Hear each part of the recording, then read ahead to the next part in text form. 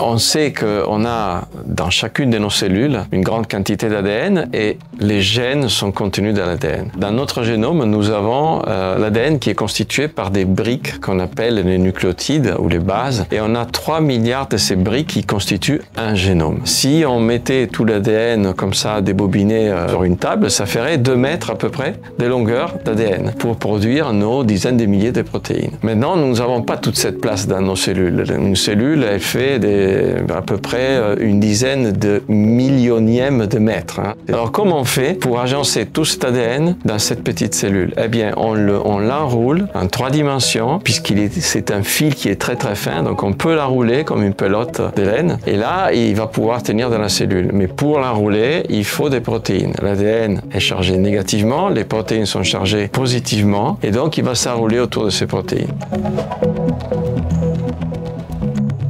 Par exemple, ce que nous mangeons, beaucoup de molécules de notre alimentation, finalement, elles vont modifier des protéines, y compris des protéines qui vont s'accrocher à l'ADN et donc qui vont déterminer si un gène ou l'autre vont être activés ou réprimés. Donc vous voyez, finalement, directement, il y a un passage de l'alimentation à la façon que les protéines ont de réguler l'expression de nos gènes. Mais il y a quand même des limites. Par exemple, dans un surpoids très prononcé ou dans des carences alimentaires très importantes, là, notre corps est mis en difficulté. Il y a des vrais challenges. Ça peut parfois donner des pathologies ou des altérations cellulaires. Ça, c'est une chose. Les polluants aussi peuvent être quelque chose qui modifie les facteurs qui régulent notre ADN. Même des expériences psychologiques, par exemple des stress très importants, surtout s'ils sont de longue durée et répétés, peuvent modifier la fonction de nos cellules et l'épigénétique même, c'est-à-dire la manière que les cellules ont de transmettre leur identité à leur progéniture.